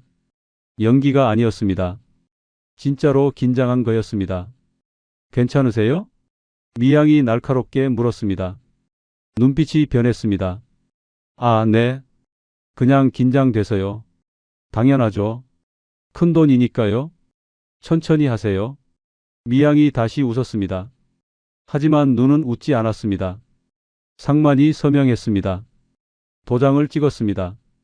계약서가 완성됐습니다. 이제 송금만 하시면 돼요. 잠깐만요. 화장실 좀 다녀와도 될까요? 상만이 일어났습니다. 네, 저쪽이에요. 미양이 가리켰습니다. 약간 불안한 표정이었습니다. 상만이 화장실로 갔습니다. 휴대폰을 꺼냈습니다. 강진에게 문자를 보냈습니다. 지금입니다. 카페에서 지켜보던 강진이 경찰에 신호를 보냈습니다. 출동하세요. 형사들이 움직였습니다. 빌딩으로 들어갔습니다. 엘리베이터를 탔습니다. 상만이 회의실로 돌아왔습니다. 송금하시죠. 미양이 재촉했습니다. 평소보다 조급해 보였습니다. 네, 지금 할게요. 상만이 휴대폰을 꺼냈습니다. 은행 앱을 열었습니다. 손가락을 화면에 댔습니다. 바로 그때 문이 열렸습니다. 경찰입니다. 아무도 움직이지 마세요. 형사들이 들어왔습니다. 5명이었습니다. 순식간이었습니다. 미양의 얼굴에 피기가 사라졌습니다. 새하얗게 질렸습니다. 입이 벌어졌습니다. 말이 나오지 않는 것 같았습니다. 최미양 씨 사기 혐의로 체포합니다. 형사가 수갑을 꺼냈습니다. 뭐예요? 무슨 소리예요? 제가 무슨 사기를 쳤다고 왜 이러시는 게요, 정말. 미양이 버럭 소리쳤습니다. 하지만 목소리가 떨렸습니다. 당신은 묵비권을 행사할 수 있으며 경찰은 미란다 원칙을 말해주며 수갑을 채웠습니다. 가짜 회계사와 법무사들도 체포됐습니다. 모두 수갑을 찼습니다. 형사가 미양을 끌고 나갔습니다. 복도로, 엘리베이터로, 로비로. 빌딩 밖에는 기자들이 몰려 있었습니다. 지훈이 전날 언론사에 제보한 거였습니다. 플래시가 터졌습니다. 카메라가 돌아갔습니다. 피해액 100억 원 추정된다는데 피해자들에게 하실 말씀 없으신가요? 어떻게 그렇게 많은 돈을 사기치신 건가요? 기자들이 외쳤습니다. 질문을 쏟아냈습니다. 미양이 고개를 숙였습니다. 얼굴을 가렸습니다. 하지만 카메라는 모든 걸 담았습니다. 경찰차에 태워졌습니다. 문이 닫혔습니다. 차가 출발했습니다. 저는 그 모습을 지켜봤습니다. 끝났습니다. 드디어 끝났습니다. 지훈이 제 어깨를 두드렸습니다. 아버지, 해냈어요. 그래, 진짜 해냈구나. 눈물이 났습니다. 이번에는 기쁨의 눈물이었습니다. 상만이 다가왔습니다. 정말 고생하셨습니다. 아니에요. 돕겠다고 한 일을 했을 뿐이에요. 악수를 나눴습니다. 단단한 악수였습니다. 다른 피해자들도 모였습니다. 모두 울었습니다. 웃었습니다. 포옹했습니다. 우리 이제 돈은 찾을 수 있을까요? 부산 치과 원장이 물었습니다. 최선을 다해 봐야죠. 경찰이 은닉 재산을 추적할 겁니다. 강진이 대답했습니다.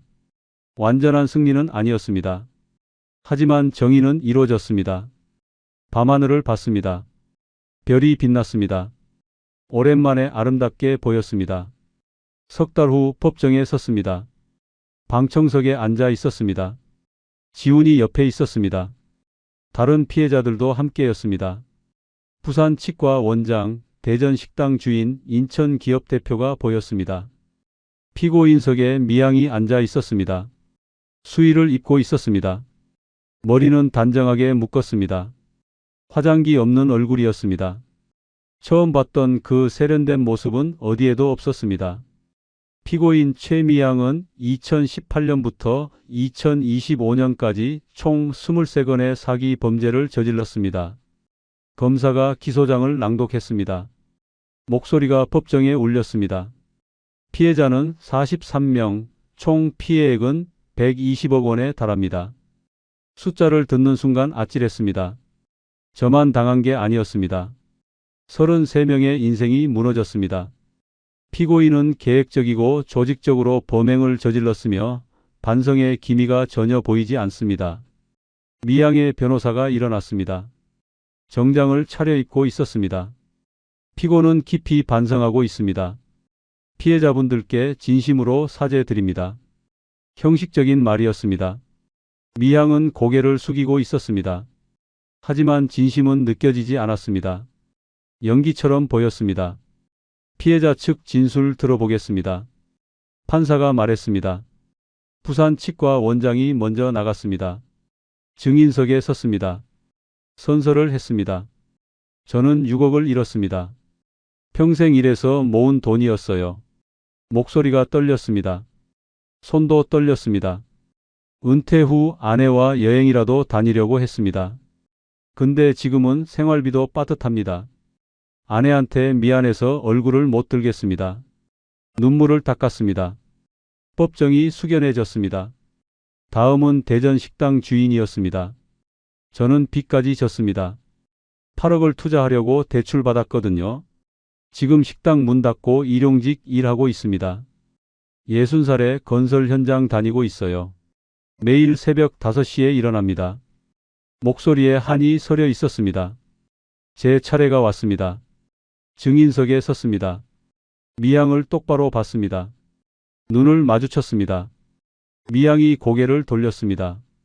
저는 17억을 잃었습니다. 법정이 조용해졌습니다. 모두 저를 바라봤습니다. 퇴직금과 평생 했던 저축이었습니다. 목이 메었습니다. 참으려 했지만 눈물이 났습니다. 피고는 제 외로움을 이용했습니다. 외로움에 목말랐던 저를 사랑하는 척하기 바빴죠. 진심인 줄 알았습니다. 돈보다 더 아픈 건 배신감입니다. 사람을 믿었던 제가 바보 같습니다. 다시는 누군가를 믿을 수 없을 것 같습니다. 자리로 돌아왔습니다. 지훈이 제 손을 잡았습니다. 따뜻했습니다. 판사가 판결을 선고했습니다. 피고인 최미양에게 징역 12년을 선고한다. 망치가 내려쳤습니다. 끝났습니다. 드디어 끝났습니다. 미양이 끌려 나갔습니다. 한 번도 뒤돌아보지 않았습니다. 교도관이 양쪽에서 부축했습니다. 문이 닫혔습니다. 법정을 나왔습니다. 복도에서 변호사를 만났습니다. 서류 가방을 들고 있었습니다. 은닉 재산 추적 결과 나왔습니다. 얼마나 찾았나요? 가슴이 두근거렸습니다. 총 40억 정도 확보했습니다. 피해자 수가 많아서 안분해야 할 것 같네요. 머릿속으로 계산했습니다. 제가 받을 수 있는 건 절반도 됐습니다. 나머지는 이미 쓰였거나 추적이 불가능하다고 하네요. 해외로 빠져나간 돈도 있고요. 가슴이 무너졌습니다. 하지만 예상했던 일이었습니다. 강진도 미리 말해줬습니다. 남은 그거라도 언제쯤 받을 수 있나요? 법원 절차 거쳐야 해서 몇 달 정도 걸릴 겁니다. 알겠습니다. 고생하셨습니다. 악수를 나눴습니다. 집으로 돌아왔습니다. 지훈이 따라왔습니다. 아버지 괜찮으세요? 괜찮아. 어차피 큰 기대는 안 했어. 소파에 앉았습니다. 멍하니 창밖을 봤습니다. 햇살이 들어왔습니다. 예전 같으면 분노했을 겁니다. 이게 다냐고 소리쳤을 겁니다. 하지만 이제는 담담했습니다. 그래도 나는 살았잖아. 아들도 있고 손주도 있고. 그게 더 중요한 거지 뭐. 지훈이 웃었습니다.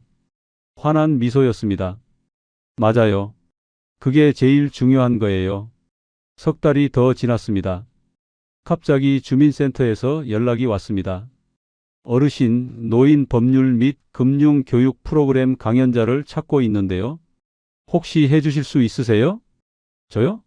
왜 저한테? 네. 어르신 사건이 뉴스에 나왔었잖아요.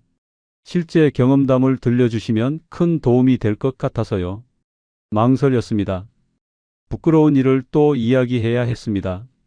제 실패를 드러내야 했습니다. 하지만 그래도 또 다른 피해자가 나오면 안 된다는 생각이 번뜩 들었습니다. 그렇게 받아들였습니다.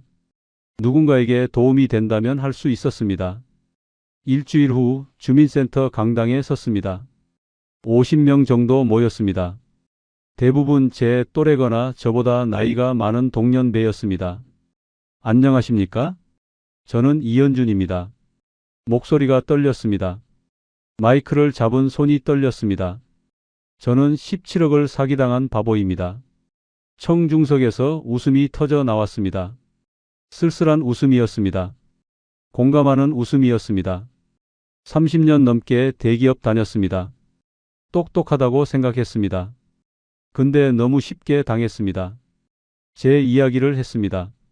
외로움, 서영과의 만남, 골프 연습장, 달콤한 데이트, 투자 제안, 17억 송금, 사기 발각, 추적, 체포까지 모든 걸 솔직하게 털어놨습니다. 제발 외로움이 눈이 멀어 저 같은 바보 같은 선택을 하지는 마십시오. 단호하게 말했습니다. 목소리에 힘을 주었습니다. 투자하기 전에 가족과 상의하세요. 아들, 딸 말 들으세요. 귀찮아도 들으세요. 저는 아들 말을 안 들어서 이렇게 됐습니다. 청중들이 고개를 끄덕였습니다. 외로워도 조심하세요. 황혼의 사랑은 아름답습니다. 하지만 그걸 이용하는 사람들도 있습니다. 진짜 사랑과 가짜 사랑을 구별하세요. 강연이 끝났습니다. 박수가 터져 나왔습니다. 우레 같은 박수였습니다. 여러 사람이 다가왔습니다. 고맙습니다. 큰 도움이 됐어요. 용기 내서 말씀해 주셔서 감사합니다. 덕분에 정신 차렸어요. 악수를 나눴습니다. 뿌듯했습니다. 제 실패가 누군가에게 도움이 됐습니다. 의미 있는 일이었습니다. 토요일 저녁 지훈의 집에 갔습니다. 이제는 주말마다 가는 일이 자연스러워졌습니다. 손주들도 저를 기다렸습니다. 식탁에 음식이 차려져 있었습니다. 며느리가 정성껏 준비한 저녁이었습니다. 지훈, 며느리, 손주 둘, 그리고 저까지 5명이 둘러앉았습니다. 할아버지, 오늘 유치원에서 그림 그렸어요. 큰 손주가 종이를 보여줬습니다. 가족 그림이었습니다. 아빠, 엄마, 동생, 그리고 할아버지까지 그려져 있었습니다. 크레파스로 알록달록 칠했습니다. 우와, 잘 그렸네. 할아버지 닮았어? 네. 할아버지 안경 그렸어요. 여기요. 손가락으로 가리켰습니다. 웃음이 났습니다. 진짜 웃음이었습니다. 행복한 웃음이었습니다. 할아버지, 나중에 요양원 가지 말고 우리 집에 같이 살아. 작은 손주가 말했습니다. 천진난만한 목소리였습니다. 가슴이 뭉클했습니다. 눈시울이 뜨거워졌습니다. 그래, 할아버지 안 가. 너희랑 같이 살게. 밥을 먹었습니다. 따뜻한 밥이었습니다. 가족의 온기가 느껴졌습니다. 이게 진짜 행복이구나 싶었습니다. TV에서 뉴스가 나왔습니다. 또 다른 금융사기 사건이었습니다. 피해자가 인터뷰하고 있었습니다. 저는 리모컨을 들어 TV를 껐습니다. 뉴스는 그만 보자. 밥이나 먹자. 네, 아버님. 국 더 드릴까요? 그래, 고맙다. 다시 식탁에 집중했습니다. 손주가 밥을 흘렸습니다. 며느리가 닦아줬습니다. 지훈이 반찬을 제 앞에 놓아줬습니다. 평범한 풍경이었습니다. 특별할 것 없는 저녁이었습니다. 하지만 이게 전부였습니다.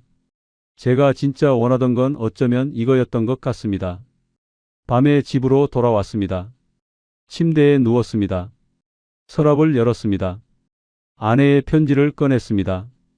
당신은 인간관계가 서툴 뿐 차가운 사람이 아니에요. 다시 읽었습니다. 이제는 이해했습니다. 아내가 뭘 말하고 싶었는지 알았습니다. 여보, 이제 알겠어. 당신 말 뜻을. 혼잣말을 했습니다. 편지를 가슴에 댔습니다.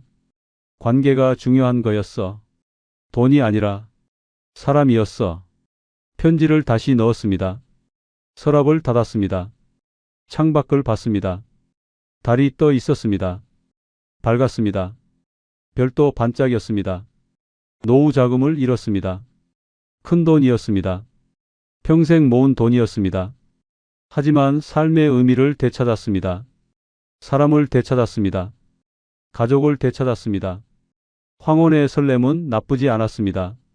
다만 그 설렘에 제 인생 전부를 맡긴 게 잘못이었습니다. 저를 지켜줄 사람은 처음부터 다른 곳에 있었습니다. 멀리서 찾을 필요가 없었습니다. 돈은 적었지만 삶은 더 풍요로워졌습니다. 그것으로 충분했습니다.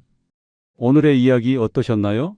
주인공 현준에게 하고 싶은 말씀이 있으시면 여러분의 생각을 댓글로 편하게 나눠주세요. 이 아름답고 따뜻한 이야기가 널리 알려질 수 있도록 구독과 좋아요 눌러주신다면 여러분의 일상에도 기분 좋은 행운이 찾아올 거예요. 행복한 나날 보내세요. 꽃밭 인생이었습니다.